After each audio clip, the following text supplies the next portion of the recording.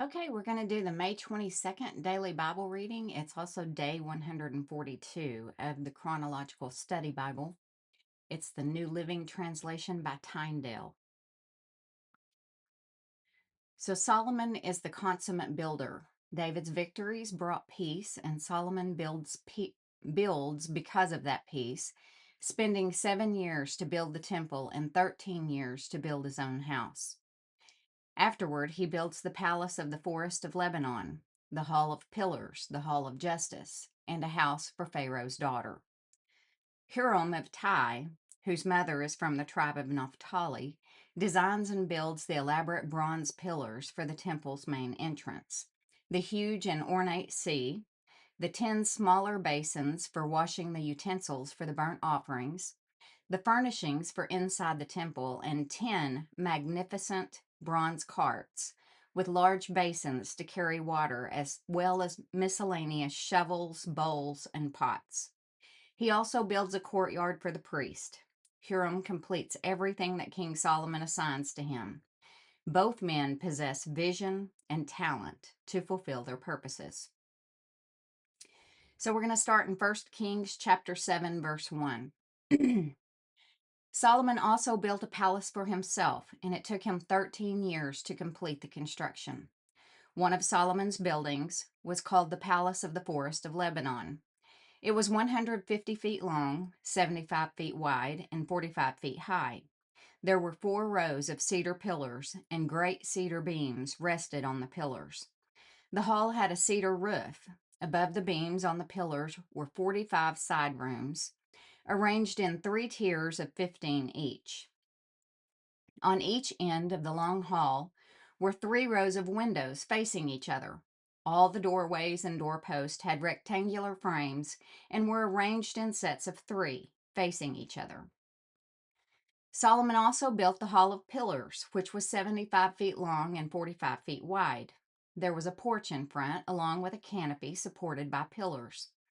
Solomon also built the throne room, known as the Hall of Justice, where he sat to hear legal matters. It was paneled with cedar from floor to ceiling. Solomon's living quarters surrounded a courtyard behind this hall, and they were constructed the same way. He also built similar living quarters for Pharaoh's daughter, whom he had married. From foundation to eaves, all these buildings were built from huge blocks of high-quality stone, cut with saws and trimmed to exact measure on all sides. Some of the huge foundation stones were 15 feet long, and some were 12 feet long. The blocks of high-quality stone used in the walls were also cut to measure, and cedar beams were also used. With all this cedar, I can smell the cedar. I love the smell of cedar. The walls of the great courtyard were built so that there was 1 layer of cedar beams between every 3 layers of finished stone, just like the walls of the inner courtyard of the Lord's temple with its entry room. King Solomon then asked for a man named Huram to come from Tyre. He was half Israelite, since his mother was a widow from the tribe of Naphtali, and his father had been a craftsman in bronze from Tyre. Huram was extremely skillful and talented in any work in bronze, and he came to do all the metal work for King Solomon. Huram cast 2 bronze pillars, each 27 feet tall and 18 feet in circumference. For the tops of the pillars, he cast bronze capitals, each 7.5 feet tall.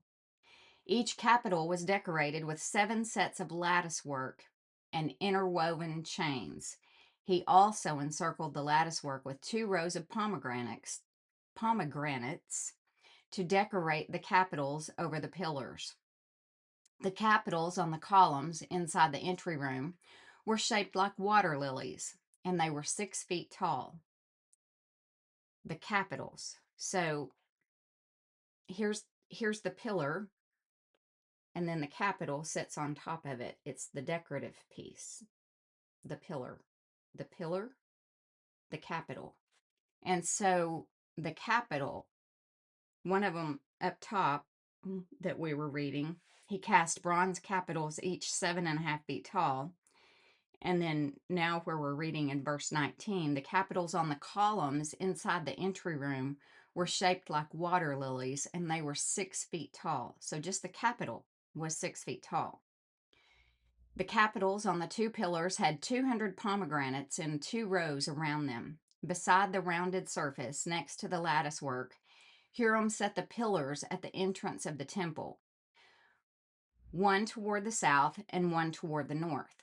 He named the one on the south Jachin and the one on the north Boaz. The capitals on the pillars were shaped like water lilies, and so the work on the pillars was finished. Then Huram cast a great round basin, 15 feet across from rim to rim, called the sea. It was 7.5 feet deep and about 45 feet in circumference. It was encircled just below its rim by 2 rows of decorative gourds. There were about 6 gourds per foot all the way around, and they were cast as part of the basin. The sea was placed on a base of 12 bronze oxen, all facing outward. 3 faced north, 3 faced west, 3 faced south, and 3 faced east, and the sea rested on them. The walls of the sea were about 3 inches thick, and its rim flared out like a cup and resembled a water lily blossom. It could hold about 11,000 gallons of water. Huram also made 10 bronze water carts, each 6 feet long, 6 feet wide, and 4.5 feet tall. They were constructed with side panels braced with crossbars. Both the panels and the crossbars were decorated with carved lions, oxen, and cherubim. Above and below the lions and oxen were wreath decorations.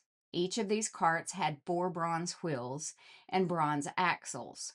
There were supporting posts for the bronze basins at the corners of the carts. These supports were decorated on each side with carvings of wreaths. The top of each cart had a rounded frame for the basin. It projected 1.5 feet above the cart's top like a round pedestal, and its opening was 2.25 feet across. It was decorated on the outside with carvings of wreaths. The panels of the carts were square, not round. Under the panels were 4 wheels that were connected to axles that had been cast as one unit with the cart. The wheels were 2.25 feet in diameter and were similar to chariot wheels. The axles, spokes, rims, and hubs were all cast from molten bronze. There were handles at each of the 4 corners of the carts, and these too were cast as one unit with the cart. Around the top of each cart was a rim 9 inches wide. The corner supports and side panels were cast as one unit with the cart. Carvings of cherubim, lions, and palm trees decorated the panels and corner supports wherever there was room, and there were wreaths all around. All 10 water carts were the same size and were made alike, for each was cast from the same mold. Huram also made 10 smaller bronze basins, one for each cart. Each basin was 6 feet across and could hold 220 gallons of water. He set 5 water carts on the south side of the temple and 5 on the north side. The great bronze basin called the sea was placed near the southeast corner of the temple. He also made the necessary wash basins, shovels, and bowls. So at last, Huram completed everything King Solomon had assigned him to make for the temple of the Lord. The 2 pillars, the 2 bowl-shaped capitals on top of the pillars, the 2 networks of interwoven chains that decorated the capitals, the 400 pomegranates that hung from the chains on the capitals, 2 rows of pomegranates for each of the chain networks that decorated the capitals on the top of the pillars, the 10 water carts holding the 10 basins, the sea and the 12 oxen under it, the ash buckets, the shovels, and the bowls. Huram made all these things of burnished bronze for the temple of the Lord, just as King Solomon had directed. The king had them cast in clay molds in the Jordan Valley between Succoth and Zarethan. Solomon did not weigh all these things because there were so many. The weight of the bronze could not be measured. Solomon also made all the furnishings of the temple of the Lord: the gold altar, the gold table for the bread of the presence, the lampstands of solid gold, 5 on the south and 5 on the north, in front of the most holy place, the flower decorations, lamps, and tongs, all of gold, The small bowls, lamp snuffers, bowls, ladles, and incense burners, all of solid gold. The doors for the entrances to the most holy place and the main room of the temple, with their fronts overlaid with gold. So King Solomon finished all his work on the temple of the Lord. Then he brought all the gifts his father David had dedicated, the silver, the gold, and the various articles, and he stored them in the treasuries of the Lord's temple. Now we're going to go to 2 Chronicles chapter 3, beginning in verse 15, and it may be the very same story. For the front of the temple, he made 2 pillars that were 27 feet tall, each topped by a capital extending upward another 7.5 feet. He made a network of interwoven chains and used them to decorate the tops of the pillars. He also made 100 decorative pomegranates and attached them to the chains. Then he set up the 2 pillars at the entrance of the temple, one to the south of the entrance and the other to the north. He named the one on the south Jachin and the one on the north Boaz. Solomon also made a bronze altar 30 feet long, 30 feet wide, and 15 feet high. Then he cast a great round basin, 15 feet across from rim to rim, called the sea. It was 7.5 feet deep and about 45 feet in circumference. It was encircled just below its rim by 2 rows of figures that resembled oxen. There were about 6 oxen per foot all the way around, and they were cast as part of the basin. The sea was placed on a base of 12 bronze oxen, all facing outward. 3 faced north, 3 faced west, 3 faced south, and 3 faced east. And the sea rested on them. The walls of the sea were about 3 inches thick, and its rim flared out like a cup and resembled a water lily blossom. It could hold about 16,500 gallons of water. He also made 10 smaller basins for washing the utensils for the burnt offerings. He set 5 on the south side and 5 on the north. But the priests washed themselves in the sea. He then cast 10 gold lampstands according to the specifications that had been given, and he put them in the temple. 5 were placed against the south wall, and 5 were placed against the north wall. He also built 10 tables and placed them in the temple, 5 along the south wall and 5 along the north wall. Then he molded 100 gold basins. He then built a courtyard for the priest and also the large outer courtyard. He made doors for the courtyard entrances and overlaid them with bronze. The great bronze basin called the sea was placed near the southeast corner of the temple. Huram-Abi also made the necessary wash basins, shovels, and bowls. So at last Huram-Abi completed everything King Solomon had assigned him to make for the temple of God. The 2 pillars, the 2 bowl-shaped capitals on top of the pillars, the 2 networks of interwoven chains that decorated the capitals, the 400 pomegranates that hung from the chains on the capitals, 2 rows of pomegranates for each of the chain networks that decorated the capitals on top of the pillars. The water carts holding the basins, the sea and the 12 oxen under it, the ash buckets, the shovels, the meat hooks, and all the related articles. Huram-Abi made all these things of burnished bronze for the temple of the Lord, just as King Solomon had directed. The king had them cast in clay molds in the Jordan Valley between Succoth and Zarethan. Solomon used such great quantities of bronze that its weight could not be determined.